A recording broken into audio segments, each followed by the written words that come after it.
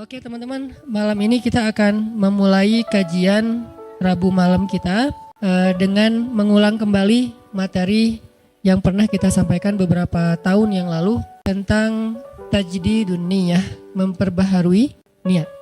Kita akan bahas tentang min ajaibil ikhlas, di antara keajaiban-keajaiban ikhlas. Apa pentingnya niat dalam kehidupan kita, bukan hanya dalam sholat dan ritual, tapi dalam kehidupan kita. Terus bagaimana ikhlas itu bisa merubah sesuatu yang sedang kita alami, baik itu musibah ataupun itu anugerah. Kemudian bagaimana cara kita menjadi seseorang yang mukhlis, sampai ke derajat tertinggi dari mukhlis itu adalah mukhlas. Jadi ada mukhlis, ada mukhlas. Orang mukhlis adalah orang yang sedang belajar menjadi ikhlas. Orang mukhlas, orang yang udah ikhlas banget. Jadi orang yang mukhlas itu gak ada bedanya antara dipuji sama dicelah. Itu mukhlasin. Ketika dia posting sesuatu, likersnya banyak atau malah hatersnya banyak, buat dia gak ngaruh. Itu mukhlasin. Gak gara-gara dia yang nge-like dan komen positifnya disanjung banyak, jadi dia semangat. Terus giliran di hate sama orang lain, dicela sama orang lain, dia jadi kayak pundung gitu. Ini berarti sedang belajar mukhlis. Orang mukhlas gak ada bedanya bagi dia antara emas dan batu. Sama di mata dia antara emas dan batu. Orang mukhlas sama di mata dia antara pujian dan celaan. Orang mukhlas sama di mata dia antara orang yang membalas kebaikannya atau justru mengkhianati kebaikannya. Dia tetap menolong orang tersebut. Ini mukhlasin, derajat tertinggi dari mukhlisin. Sehingga para anbiya kayak Nabi Yusuf, Nabi Musa, Allah menyebutnya mereka adalah mukhlasin. Wadhkur fil kitabi Musa innahu kana mukhlasan wa kana rasulan nabiyya. Salah satunya. Coba kalian ingat kisah tentang Musa. Musa adalah seorang hamba yang mukhlasan, mukhlas banget, yang udah gak ada bedanya dipuji orang, dicela orang, diikuti orang, ditinggalkan orang, buat dia gak beda. Dia tetap berbuat baik, dia tetap taat kepada Allah. Gak ada bedanya ketika dia berhijrah, kemudian hijrahnya ini menguntungkan atau hijrahnya ini menjadi ujian. Dia tetap berhijrah karena dia tahu hijrah itu baik. Dia tetap jujur karena jujur itu baik. Gak ada bedanya ketika dia jujur menguntungkan atau jujur malah jadi ujian. Saya gak bilang merugikan ya, karena jujur gak mungkin rugi, taat gak mungkin rugi, taubat dan hijrah gak mungkin rugi, cuman ujian. Buat dia kalau tahu itu baik ya dia lakukan. Mau untung, mau jadi ujian, ya buat dia pokoknya lakuin aja. Ketika dia misalnya dalam sebuah transaksi gitu, dia jual beli mobil. Kadang-kadang gara-gara terlalu jujur, apalagi jual beli mobil second gitu, kalau jujur resikonya kan agak susah cari untung nih. Dia bilang ini tangan pertama, karena emang belum berubah nama, tapi udah tangan ketiga padahal. Dia bilang ini belum pernah kecelakaan, mobilnya sehat banget. Kalau yang masih modelnya analog malah bisa diulik supaya kilometernya dikurangin. Gak tahu kalau yang digital. Artinya dia gak jujur demi dapat untung besar. Nanti untuk less guilty dia akan bantu anak yatim, panti asuhan, bikin tasyakur bin ni'mah di rumah kayak gitu kan. Ini proyek kecil, apalagi proyek besar. Ketika dia udah main dalam sebuah event, udah main dalam sebuah proyek-proyek pemerintah yang angkanya udah MM-an, dia susah untuk jujur.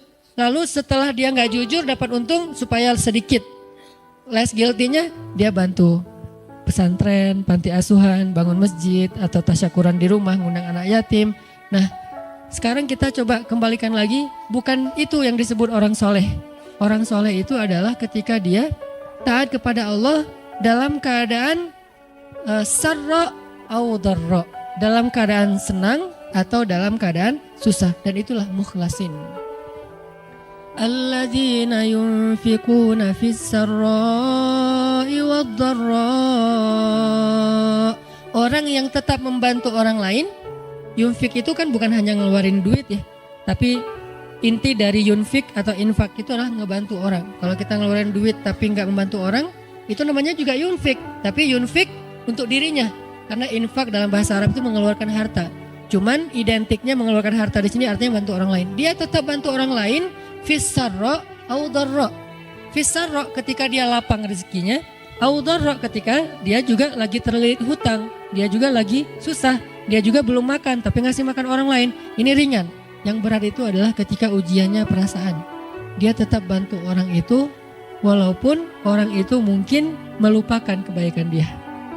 Dia tetap bantu orang itu walaupun orang itu adalah pernah nge-unfollow dia. Dia bantu orang itu walaupun orang itu ngeblok dia. Yang lebih berat lagi, dia bantu orang itu walaupun orang itu pernah mutusin dia. Nah, saya juga belum kalau itu masih mukhlisin, belum mukhlasin. Mukhlisin lagi belajar ikhlas, belum benar-benar jadi orang yang ikhlas. Bisa nggak kita ngelakuin satu kebaikan tanpa lagi membedakan antara efek dari kebaikan itu nguntungin atau justru menjadi ujian. Nah ini kalau udah nggak ngaruh lagi efek itu, insya Allah kita udah menjadi hamba yang mukhlason. Kalau yang mukhlason, maka setan udah nggak bisa lagi nggodain kita. Karena ketika setan berakad dengan Allah setelah Allah memarahinya gara-gara gak mau sujud kepada Adam, kemudian kata setan, akan saya goda hamba-hambamu selama saya masih ada di dunia kecuali hambamu yang mukhlason. Itu gak bisa digoda sama setan. Kenapa? Mau goda pakai apa? Udah gak ada bedanya di dia antara nikmat dunia dengan ujian dunia. Dia cuma tahu ini taat, ini baik, ini halal, dia kerjakan. Mau itu untung, mau itu jadi ngerugiin dia dalam tanda petik, mau itu malah buat orang meninggalkan dia lakukan dengan akhlak yang tetap santun. Ini yang kita belajar dari menjadi seorang hamba yang ikhlas, menjadi seorang hamba yang mukhlas, sampai akhirnya kita lebih mudah melakukan kebaikan. Kayak misalnya kan ujian buat kita tuh kadang di keluarga aja. Ada anak yang bilang, Ustadz, memang masih pantas saya berbakti sama ayah yang dulu pernah ninggalin saya, gak nafkahin saya, zalim sama saya, pernah nyakitin fisik saya, dan segala macam. Kan ada pertanyaan gitu kan, kita sebagai anak. Padahal gak usah nanya gitu juga, yang namanya orang tua pasti berjasa dalam hidup kita. Dan sepanjang hidup kita berbakti kepada mereka, itu belum bisa ngebayar satu aja pengorbanan mereka untuk kita. Sama kayak seorang istri kepada suami. Begitu juga anak kepada orang tua. Tanpa bertanya gitu. Apalagi sampai nanya. Kalau sampai misalnya kita berpikir, ayah saya pernah zalim sama saya. Ibu saya pernah zalim sama saya dengan berbagai macam kasus. Maka jawabannya kalau dari angle konten kita malam ini, mau jadi orang yang mukhlas atau mau jadi orang yang pamrih. Kalau mau jadi orang yang mukhlas, gak ada bedanya. Asalkan itu adalah berbakti kepada orang tua. Apapun orang tuanya, mau orang tuanya baik atau menurut dia gak baik, yang namanya Allah suruh berbakti ya saya berbakti. Orang saya kan ngelakuinnya karena Allah, berakatnya kepada Allah bukan kepada makhluk. Itu kan inti dari ikhlas, berakad dengan Allah bukan berakad dengan makhluk. Kalau berakad dengan Allah maksudnya apa? Berarti kita minta rewardnya dari Allah, minta apresiasinya dari Allah, minta kebaikannya dari Allah bukan dari makhluk. Yang kita harapin like dari Allah, yang kita harapin di repost oleh Allah. Karena ada sahabat-sahabat yang captionnya pernah di repost sama Allah di Al-Quran. Salah satu sahabat yang captionnya di repost siapa? Umar bin Khattab, 3 kali di repost oleh Al-Quran. Itu keren banget, sampai ada sahabat captionnya dia di repost oleh Al-Quran. Jadi ayat itu mengulang kembali kata-kata Umar. Salah satunya di surat At-Tahrim, kemudian nanti ada di surat Al-Anfal, kemudian ada juga di surat Al-Ahzab. Allah nge-repost kata-kata Umar bin Khattab. Ini menunjukkan bahwa ikhlas banget, yang diharapin adalah reward dari Allah, apresiasi dari Allah, anugerah dari Allah, hadiah dari Allah, kebaikan dari Allah. Ustadz, kalau misalnya gak berharap apa-apa bahkan dari Allah, itu bukan ikhlas. Karena makna ikhlas itu bukan tidak berharap apa-apa. Makna ikhlas itu murni. Arti murni berharap hanya kepada Allah. Karena kalau sampai kita gak berharap surga, gak berharap dibebaskan dari azab neraka, gak berharap dibantu oleh Allah, itu bukan ikhlas. Itu apa Ustadz? Itu istaghna. Ini ada sedikit yang harus kita perbaiki dari persepsi tentang makna ikhlas. Apa bedanya ikhlas dengan istaghna?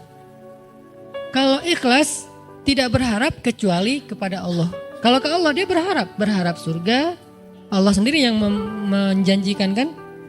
Wa'adallahu alladhina amanu misalnya, wa basyiril ladzina amanu wa amilus solihat anna lahum jannat. Ayat kayak gitu kan banyak banget di Al-Qur'an ya.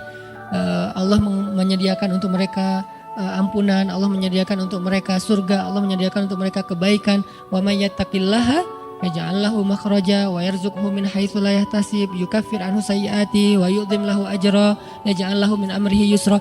Ayatnya banyak banget. Kalau Allah udah nawar-nawarin terus kita bilang, "Dah saya mah enggak butuh itu." Itu namanya istaghna. Istaghna arti bahasanya merasa enggak butuh. Terjemahan lebih umumnya lagi, sombong. Jadi kalau kita enggak berharap apa-apa ke Allah, justru Allah tuh enggak suka. Bukan Allah salut. Hebat ya hamba ini ya, ngelakuin kebaikan enggak berharap apa-apa. Enggak. Itu Allah enggak suka. Kalau kita ke teman, kita suka. Karena ketika dia berharap sesuatu ke kita jadi beban. Kalau Allah itu enggak jadi beban. Jangan samakan Allah dengan makhluk. Ketika kita berharap terus Allah jadi beban. Ntar dulu saya mau cuti, kenapa? Bebannya banyak banget, semua orang berdoa ke saya. Kan enggak gitu Allah. Masa ketika kita berdoa Allah jadi beban? Bukankah Allah berfirman, Kullu yaumin huwa fi sya'an. Setiap hari Allah sibuk, walaupun sibuk, wala ya'uduhu hifzuhuma. Allah enggak pernah kerepotan. Wala ya'uduhu hifzuhuma. Allah enggak pernah kerepotan untuk memelihara, menjaga dan memberikan hak huma, langit dan bumi dan apa yang ada di dalamnya. Jadi ikhlas itu bukan enggak berharap apa-apa teman-teman. Ikhlas itu tidak berharap kecuali kepada Allah saja. Ke Allah berharap surga. Ya Allah beri saya surga. Sampai Nabi bilang, kalau kalian minta surga, mintalah surga Firdaus yang paling tinggi. Jadi puncaknya Firdaus. Apakah Nabi kurang ikhlas? Bukankah ikhlas kita belajarnya dari Nabi? Adakah yang lebih baik ikhlasnya daripada Nabi? Tidak ada. Bahkan para anbiya pun belajarnya kepada Rasulullah seandainya mereka sezaman. Bukti mereka Nabi lebih baik dari mereka apa? Semua Nabi itu nggak mention Nabi Muhammad. Semua Nabi, dari mulai Nabi Adam, Nuh, apalagi Rasul ya, Nuh, Musa, Ibrahim, semua Nabi dan Rasul pernah mention tentang @Muhammad_Abdullah. Semua pernah mention di postingan mereka. Bahkan banyak kayak Musa sering, Nabi Ibrahim bahkan dalam doa-doa beliau nggak mention Nabi kan. Sehingga Nabi Muhammad itu udah dikenal dari sejak zaman Nabi Adam. Kapan ya Muhammad datang? Lewat satu zaman, belum muncul. Lewat zaman kedua, kapan ya Muhammad yang dimention itu datang? Jadi setiap umat yang soleh pasti nungguin Rasulullah loh. Umat Nabi Adam nungguin Nabi Muhammad, umat Nabi Nuh nungguin Nabi Muhammad. Tapi mereka tahu bahwa Nabi ini akan muncul, cuman gak tahu kapannya. Ternyata beruntungnya kita, beliau muncul dan kita menjadi umatnya. Yang pengen jadi umat Nabi Muhammad itu bukan cuma kita teman-teman. Semua umat Nabi itu pengen jadi umat Nabi Muhammad. Walaupun mereka gak bilang, aduh nyesel jadi umat Nabi Musa. Gak gitu juga sih. Mereka menghargai Musa, cuman mereka juga kayak berandai-andai punya wish gitu ya. Bisa gak ya jadi umat Nabi Muhammad? Kenapa? Karena Nabi Muhammad ini paling keren, paling luar biasa. Ya Sayyidul Anam, bukan cuma Sayyidul Anbiya, Sayyidul Anam, pemimpinnya semua manusia. Bahkan malaikat juga ikut kepada Rasulullah SAW gitu. Para anbiya sholat di Masjid Al-Aqsa diimamin oleh Rasulullah SAW. Jadi nggak ada orang yang lebih baik dalam masalah agama daripada Rasul. Kalau Nabi mengajarkan kita tentang mengharapkan kebaikan kepada Allah dan itu masuk dalam bagian ikhlas, berarti kalau ada orang yang nggak mengharapkan lalu merasa paling ikhlas, ini pasti ada yang miss nih tentang pemahamannya. Enggak. Tetap berharap, ya Allah masukkan saya ke surga. Bahkan doa kita sebelum kita salam, salah satu yang diajarkan apa? Allahumma inni a'udzubika min azabi jahannam wa min azabil qabr wa min fitnatil mahya wal mamat wa min syiddatil fitnah wa min syarri fitnatil masiihid dajjal. Atau doa yang dibaca sama Bilal terus di like sama Nabi itu apa?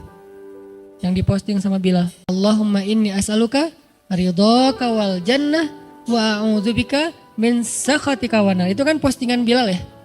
Yang first like-nya malah Rasulullah. Lalu yang lain pas ngeliat Rasulullah nge-like pada nge-like juga. Akhirnya malah di save gitu postingan Bilal dan dihafal. Kemudian di-repost sampai zaman kita sekarang. Isinya apa itu? Meminta dan berlindung. Berarti mengharapkan kan? Meminta berarti mengharapkan surga dan ridho Allah. Berlindung berarti mengharapkan terbebas dari neraka dan kemarahan Allah. Ini berarti ikhlas. Jadi kalau kamu kenapa puasa? Biar ujian nasionalnya lancar. Oh gak ikhlas tuh. Ikhlas kalau berharapnya ke Allah. Kenapa tahajud?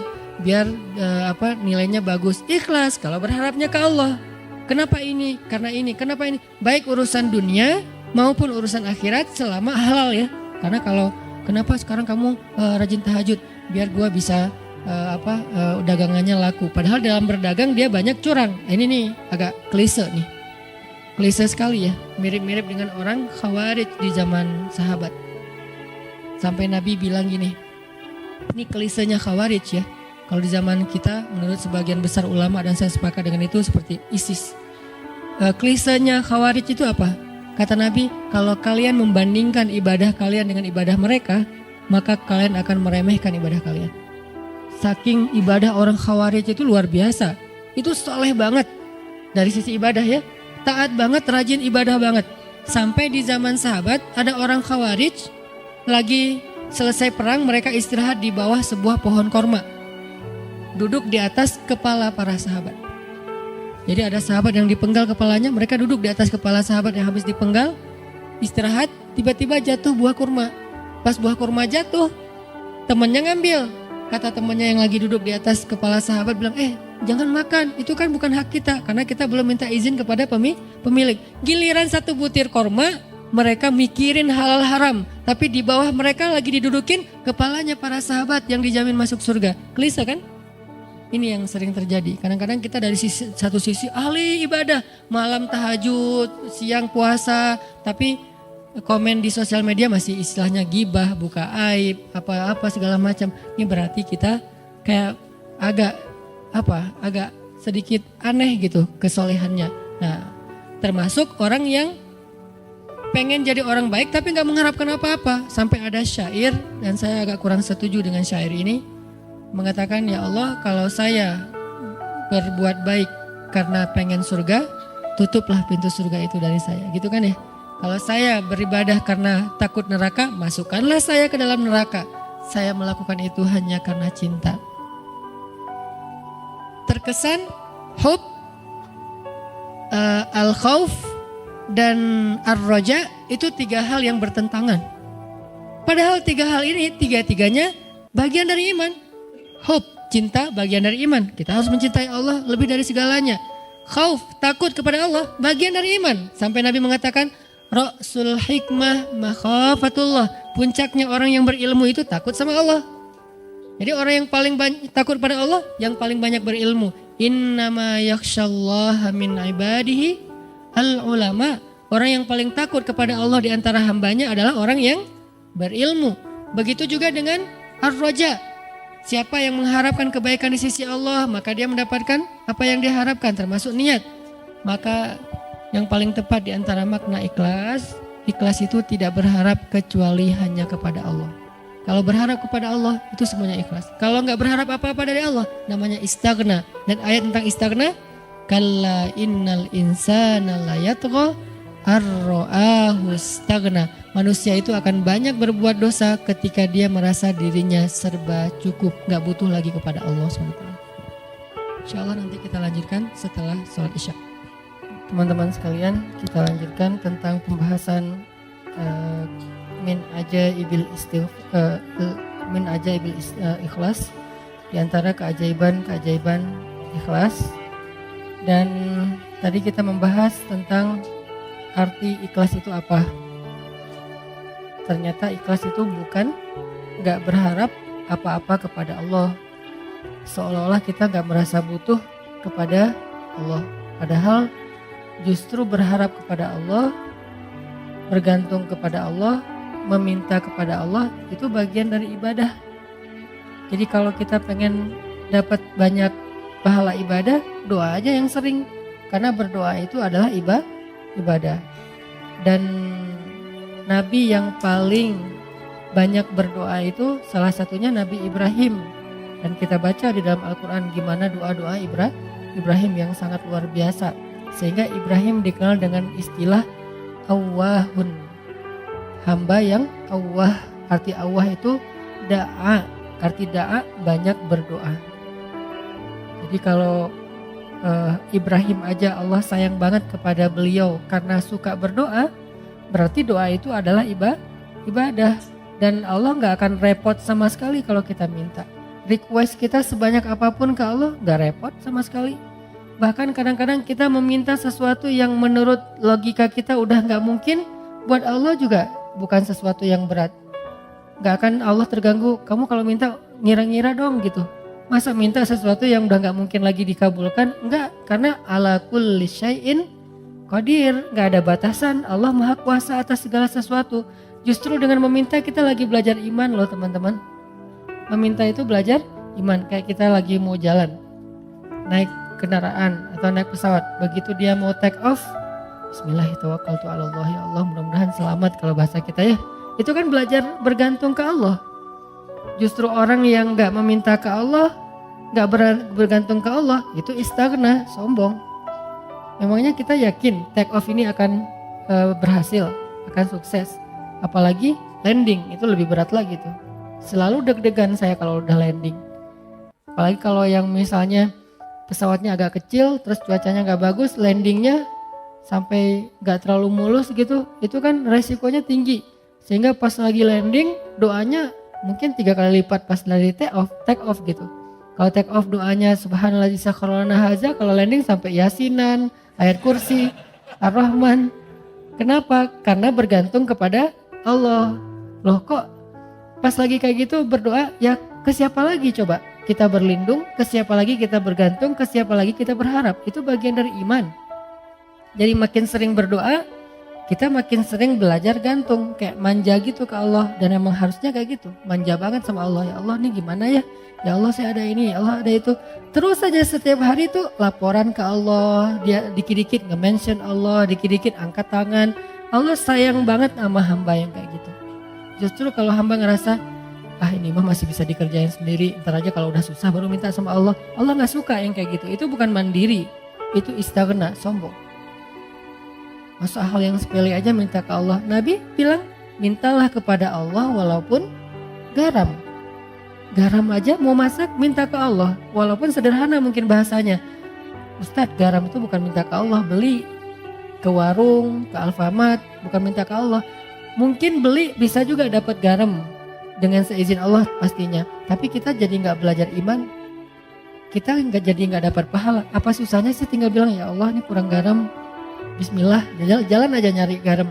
Dapat garam, ada 2 orang, yang satu beli garam di warung tanpa Bismillah, yang kedua beli garam di warung dengan Bismillah. Dua-duanya dapat garam, tapi yang kedua dapat plus pahala, iman, makin disayang sama Allah. Siapa tahu lewat masakan yang dia masak dengan Bismillah itu rasa cinta Allah tanamkan dalam hati suaminya. Kalau belum punya suami, siapa tahu itu calon mertuanya. Kan kata Nabi, di balik nama Allah selalu ada kebaikan kan? Jadi kalau kita bilang Bismillah gak ada ruginya. Tinggal kita bilang, ya Allah kurang garam, Bismillah, cari aja garam di warung. Yang kedua, dianggap itu mah gak perlu Bismillah juga dapat. Yang namanya garam gampang carinya. Ya, dua-duanya dapat garam, dua-duanya masukin garam ke dalam masakan itu. Tapi yang satu berkah, yang satu tidak berkah.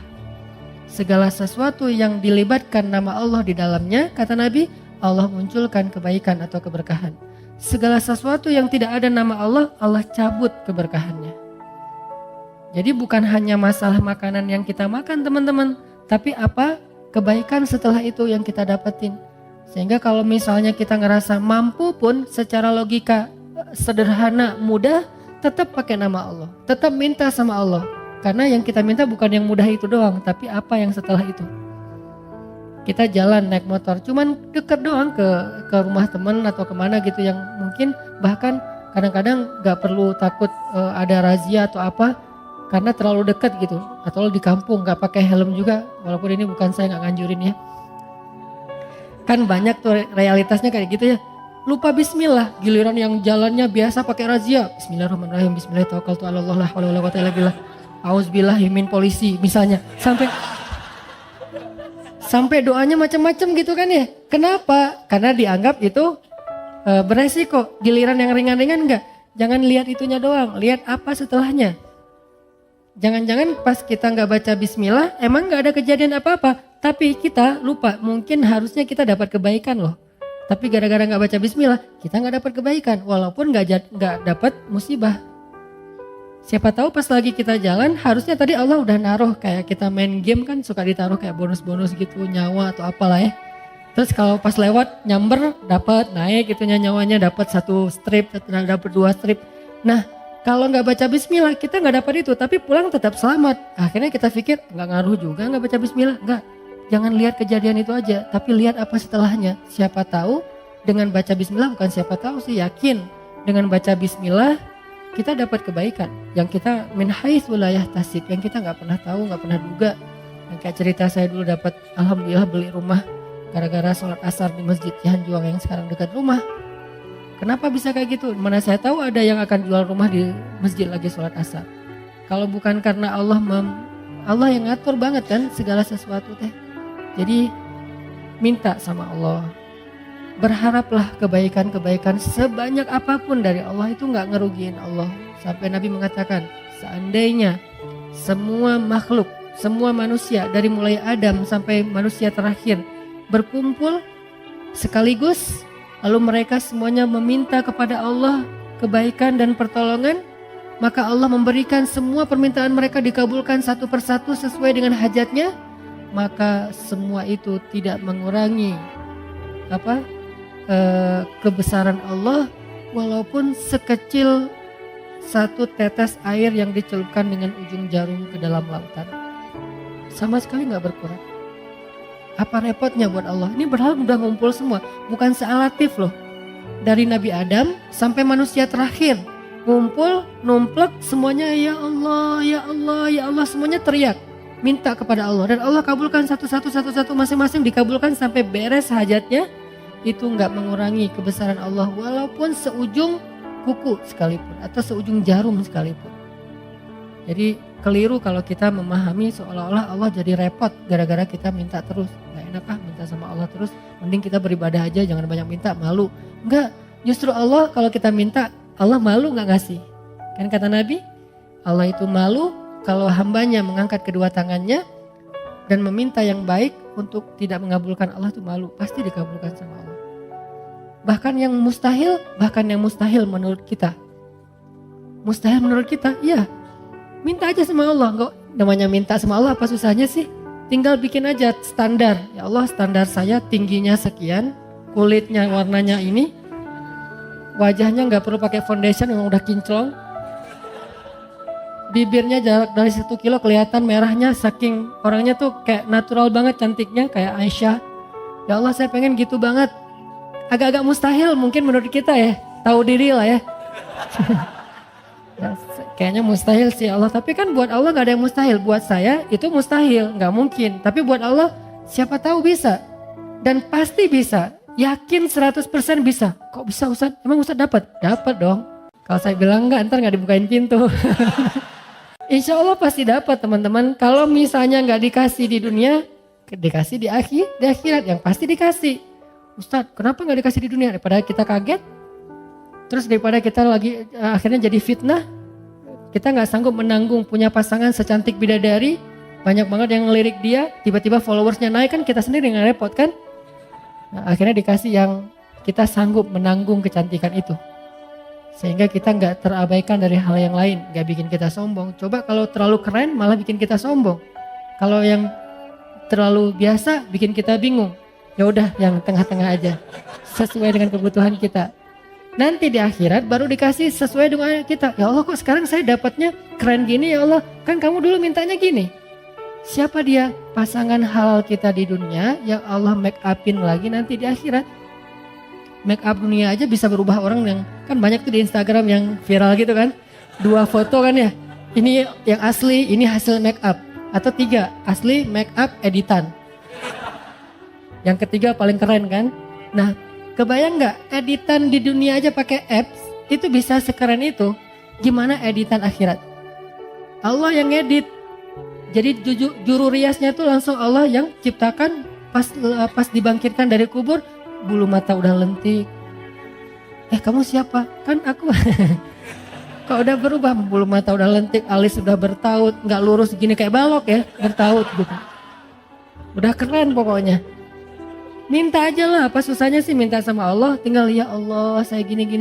Bukan hanya dalam masalah jodoh, dalam masalah rezeki. Minta aja yang banyak. Kenapa takut meminta yang baik-baik dari Allah? Ya Allah, jadikan saya orang kaya, tapi orang kaya yang dermawan. Jangan kaya kayak Qarun. Tapi kaya kayak misalnya Nabi Ayub, kayanya ya bukan sakitnya. Diperjelas takutnya nanti dikasih, kamu pengen kayak Nabi Ayub tuh sakit aja 17 tahun. Ya Allah bagian itu saya lupa bilang. Kalau doa juga kadang-kadang harus hati-hati gitu. Ya Allah saya pengen kaya seperti Ayub yang dermawan. Ibrahim tuh gimana kayanya Ibrahim? Kita kan jarang tahu kalau Ibrahim tuh orang kaya kan. Kaya banget loh. Ukuran kekayaan Ibrahim apa teman-teman? Setiap malam Ibrahim itu menyembelih 100 ekor onta untuk para tamu yang berziarah ke Masjidil Aqsa. 100 ekor onta. Satu onta itu 40 juta harga paling murahnya. Kali 100 berapa? 4 miliar ya. Setiap malam 4 miliar. Setiap malam. Bukan setahun sekali.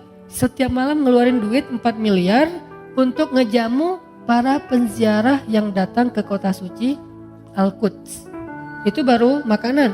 Dan beliau menyediakan tempat penginapan bintang 5 gratis untuk semua para turis yang datang ke Masjid Al-Aqsa. Jadi Masjid Al-Aqsa yang sekarang Al-Quds yang diklaim Israel segala itu, dulu tuh Ibrahim sendiri yang ngelolanya tuh. Ibrahim tuh bukan orang miskin, orang kaya. Tapi diuji ninggalin istri dan anaknya di tengah padang batu dengan bekal yang seadanya.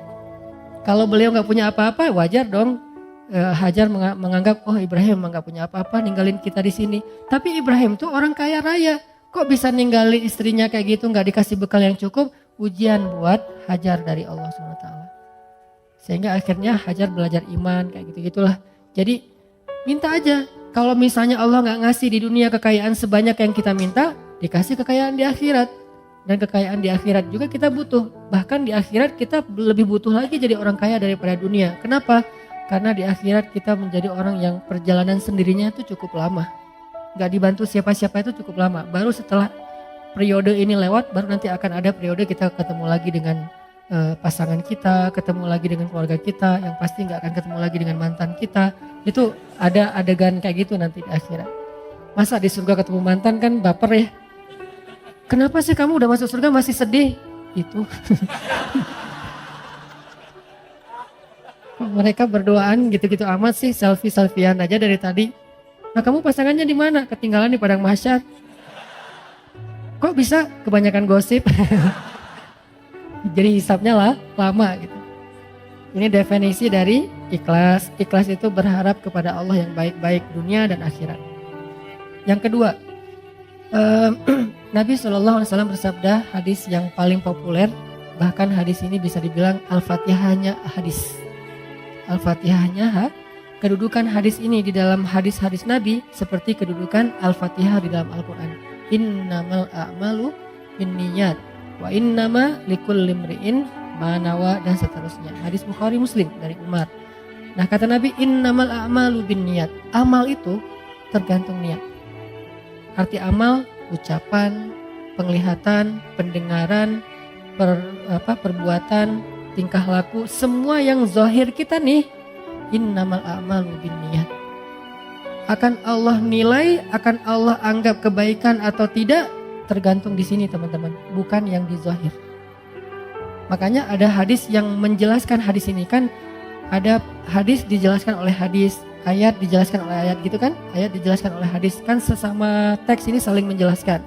Hadis Nabi bilang, innallaha la yanzuru ila aswarikum wala ila amwalikum wala ila a'malikum walakin yanzuru ila qulubikum. Allah ngelihatnya bukan ke penampilan kalian dulu. Allah nggak ngelihat perbuatan kalian dulu. Allah nggak ngelihat harta kalian dulu. Allah ngelihat hati kalian dulu. Yang ngelihat hati di sini artinya apa? Hatinya baik atau enggak? Bukan. Ikhlas apa enggak? Itu maksud dari Allah ngelihat hati dulu. Sehingga kalau misalnya kita mau dihargai oleh Allah, diberikan balasan kebaikan oleh Allah, ini dulu yang harus kita islah. Disebut dengan istilah tajdidun niat. Perbaharui ini niat. Kenapa perbaharui niat? Karena niat ikhlas itu dijaga teman-teman. Gak cuma di awal. Ada orang di awal ikhlas, tapi di tengah riya. Lawan dari ikhlas itu by the way riya. Ada di awal ikhlas, di tengah ikhlas, di akhir riya. Ada di awal ikhlas, di tengah ikhlas, di akhir ikhlas, setelah beberapa tahun riya. Begitu sekali dia riya, hangus habis semua kebaikan dari apa yang kita udah lakuin. Contoh, kan kita tuh bukan tipe orang yang insya Allah levelnya di awal udah riya ya. Insya Allah tuh bukan kita. Gak mungkin kita mau tilawah, dengerin gua tilawah riya ya. Oh, enggak kan? Kita bukan tipe gitu. Insya Allah kita di satu level di atasnya. Orang yang insya Allah di awalnya ikhlas. Gak mungkin juga kita misalnya mau ngelakuin satu kebaikan semuanya terus kita niatkan. Kalau orang yang niatnya dibaca usolli sunnata tahiyatul masjid rakaatain lillahi ta'ala. Kan gitu kan ya. Ini riya sengaja. Sholli sunnata misalnya duha rakaatain riyaan linnas, Allahu akbar. Kan enggak ada. Apa riyaan linnas atau riyaan linnas? Ya Allah, saya sengaja nih sholat 2 rakaat. Maaf ya Allah, kali ini agak-agak kurang ikhlas. Riya aja deh sekali-kali kan enggak apa-apa. Allahu akbar. Enggak ada. Kita tuh bukan level itu. Kita level orang yang insya Allah dari awal pasti ikhlas. Karena kita tahu bahayanya riya. Tapi kegoda di tengah. Saya dulu awal-awal pulang dari Kairo, karena dianggap ustadz suruh ngimamin. Oh ya, ikhlas kan? Kata Nabi, hiasilah Al-Quran dengan suara kalian. Oh ya udah, saya hiasi semampu saya dengan suara saya. Alhamdulillahirabbil alamin. Di tengah gitu kan ya. Begitu ada yang nangis di belakang, bagus juga ya suara saya. Mulai di awal ikhlas, di tengah riya. Dan apakah saya berniat mau riya? Enggak. Riya itu bukan kita niatin. Yuwaswisu fi sudurin. Nah, setan yang membisikkan dalam hati kita. Dan itu bukan disengaja. Sehingga kita tajdid. Begitu setan, bagus juga suara lu. Astagfirullahaladzim, bagus. Enggak sih. Ngomong dalam hati yang jujur. Karena alimun bidatis sudur. Allah tuh tahu banget lah isi hati kan. Kalian gak usah bohong deh sama gua. Sama Allah tuh gak bisa bohong. Wa asirru qaulakum awijharu bih. Innahu alimun bidatis sudur. Kalian merahasiakan, kalian tampakkan, tahu banget lah Allah apa yang kita rasain. Jadi rugi banget kita bohong sama Allah dalam hati itu kayak konyol banget tuh. Allah tahu isi hati kita sejelas kita berteriak. Misalnya kita teriak, bagus juga ya suara saya, kan jelas tuh. Tapi dalam hati, bagus juga ya suara saya. Jelas buat Allah tuh gak ada bedanya. Bukan apa-apa, enggak kayak gitu.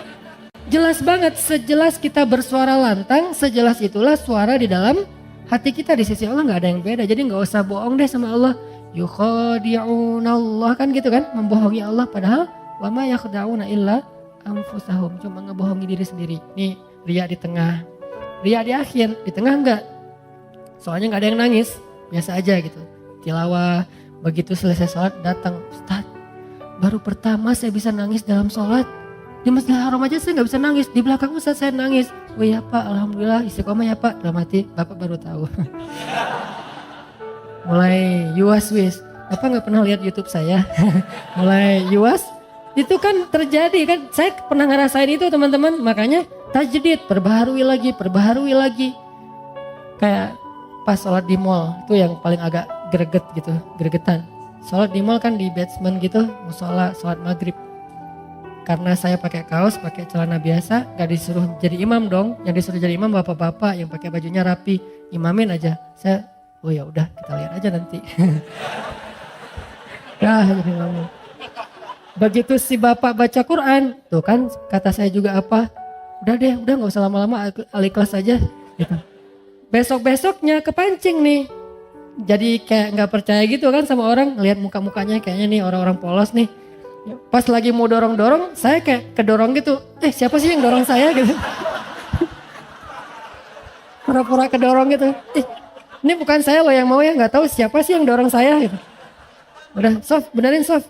Dalam hati, Sof udah, dengerin ya. Nih gini nih tilawahan yang benar nih. Allah, riya. Mau saya baca 1 juz, 10 juz, 30 juz, 1 huruf pun nggak ada nilainya di mata Allah. Innamal a'malu binniyat. Dan gak bisa saya bohong sama Allah. Bohong ke manusia mungkin bisa. Saya kayak bacanya kayak khusyuk banget. Orang-orang sampai kagum gitu, respect. Masya Allah ya suaranya, bacaannya luar biasa. Pasti dari hati nih, karena kerasa di hati. Kata dia. Tapi kan Allah tahu. Tapi Allah maha menutupi aib. Allah gak mau buka. Enak aja lo ngomong. Enggak. Allah baru buka aib nanti di akhirat. Di dunia gak akan Allah buka. Allah menjaga aib kita. Supaya apa? Supaya kita perbaiki diri.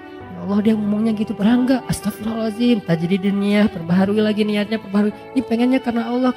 Datang setan-setan tuh enggak akan lepas kita, dia pegang erat-erat tuh. Setan gak mau ngelepas kita sampai kapan? Sampai mukhlasin. Gak ada bedanya lagi tadi pujian atau celaan, baru dia akan nyerah. Tapi kan kelas kita masih mukhlisin ya, itu juga kalau mampu. Nah kadang-kadang bukan di akhir, nanti setelah beberapa tahun. Nah kayak misalnya kita tahajud, udah 10 tahun nih tahajud, tiba-tiba ada teman kita mancing, gimana ya biar bisa tahajud, susah banget, saya udah masang 10 alarm gak kebangun. Udah tidur di lantai biar cepat bangun, malah lebih nyenyak tidurnya. Gimana sih cara biar tahajud, saya udah olahraga siang harinya biar malamnya tidur awal jadi cepat bangun. Tetap aja olahraga, tidur ya tidur, gak bangun-bangun. Gimana ya caranya? Kita kepancing. Awalnya niatnya ikhlas juga, pengen sharing, pengen ngasih semangat. Sebetulnya sih tahajud itu gampang kalau udah jadi habit, gitu. Gimana maksudnya? Lah kalau udah jadi habit, mau dia capek, pulangnya telat, yang namanya jam 2 pasti udah kebangun. Biar jadi habit berapa lama? Ya standarnya sih 10 tahun. Kalau kamu gimana? Ya alhamdulillah 10 tahun. Habis semuanya. Satu malam pun gak ada nilainya, coba. Sayang banget kan?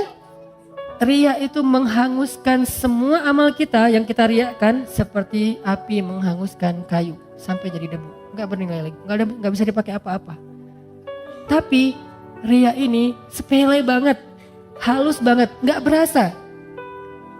Dia muncul tanpa kita niatkan, gak ada niat kita pengen ria pastinya, gak mau. Lu tanya dong ke gue tentang tahajud biar gue bisa ria. Gak mungkin kan? Gak ada kayak gitu, dia kepancing oleh orang lain. Lebih parah lagi kadang-kadang kepancingnya justru karena celaan. Kita dipancing oleh orang-orang yang gak menghargai kita. Lu gak tahu ya, kayak misalnya seorang istri, suaminya misalnya kayak ngerasa paling banyak berjasa sendiri, paling banyak berbuat, paling penting di rumah itu. Akhirnya istrinya, tahu gak sih kerjaan saya di rumah ngapain aja? Disebutin satu persatu pengorbanannya, kebaikannya. Gara-gara kepancing oleh suami, habis semuanya.